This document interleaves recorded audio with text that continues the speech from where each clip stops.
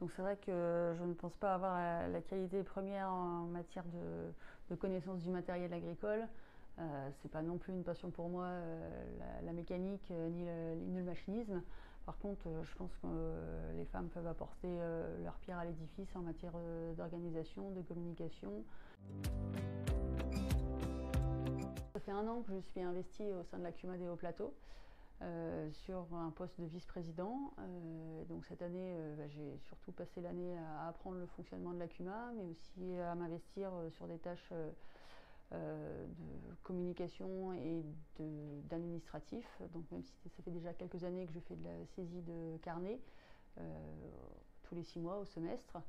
Et puis là cette année j'ai regardé pour la mise à jour du document unique, quelques tâches sur la gestion des salariés. Donc c'est vrai qu'il y a beaucoup à faire au sein de cette CUMA qui est quand même relativement importante en Seine-Maritime. Donc c'est la première fois qu'une femme est administratrice au sein de la CUMA, qui pourtant fêtait ses 60 ans. Donc, mais je ne pense pas que ça soit ni un frein ni une qualité. Je pense que c'est d'abord le temps qu'on passe et la volonté de s'investir qui doit primer au sein d'un groupe. J'ai été bien accueillie par l'ensemble des autres administrateurs et l'ensemble des adhérents, également par les salariés qui communiquent volontiers avec moi sur ce qui va ou sur ce qui ne va pas. La CUMA des Hauts-Plateaux a fêté ses 60 ans en 2023. Nous sommes plus de 100 adhérents avec un chiffre d'affaires sur l'exercice écoulé de 850 000 € de chiffre d'affaires. C'est une CUMA initialement d'éleveurs avec une grosse activité sur l'ensilage de maïs, l'ensilage d'herbe, et puis ensuite qui s'est développée sur une activité moisson, beaucoup d'activités travail du sol. Il y a plusieurs des chômeurs, que ce soit des chômeurs à dents, des chômeurs à disque, l'activité récolte de l'herbe, donc aussi la fauche, et l'activité pressage, donc pressage de paille en prestation complète, avec nos chauffeurs qui interviennent sur le pressage, mais également sur l'épandage de lisier et sur l'épandage de fumier. Donc la CUMA regroupe un atelier avec 3 salariés, dont un chef d'atelier, 2 chauffeurs. Nous avons également un apprenti et un stagiaire actuellement. Je ne pense pas avoir la qualité première en matière de connaissance du matériel agricole. C'est pas non plus une passion pour moi, la mécanique ni le machinisme. Par contre, je pense que les femmes peuvent apporter leur pierre à l'édifice en matière d'organisation, de communication. Bien sûr sur la partie administrative où on retrouve souvent les femmes sur ces postes en matière de gestion de trésorerie, même si nous au sein de la CUMA on a un trésorier qui fait très bien son travail. Au sein de la CUMA, je trouve qu'il est important que les adhérents puissent communiquer entre eux. Cette année, on a mis en place un groupe WhatsApp au sein du conseil d'administration, mais aussi un groupe au sein du bureau. De plus en plus, j'aimerais qu'on fasse des réunions par groupe d'activités pour que les adhérents qui utilisent le même matériel puissent communiquer entre eux sur le fonctionnement et sur leurs engagements au sein de la CUMA.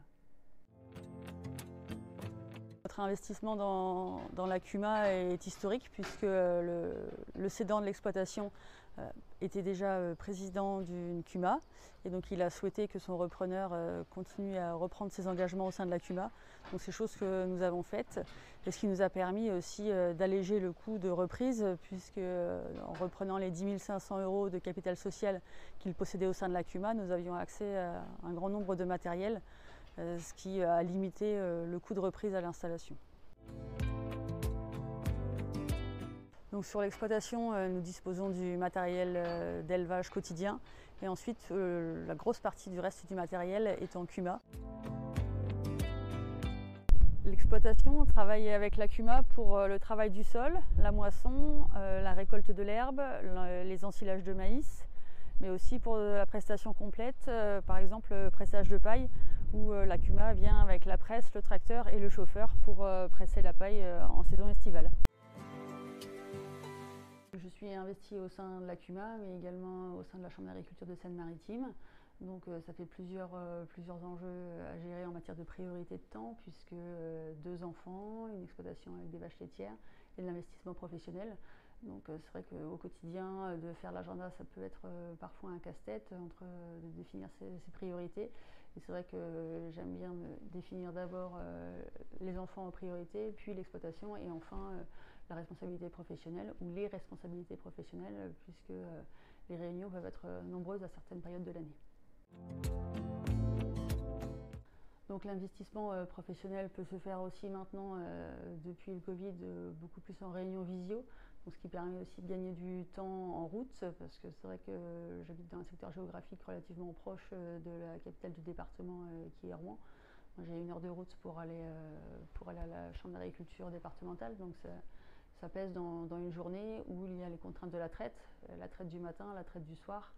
Et j'essaie de concilier tout, sachant que c'est moi qui fais toutes les traites sur l'exploitation. Donc il arrive très régulièrement que je me lève à 16 heures de la réunion pour faire mon temps de route et pouvoir être rentrée pour la traite.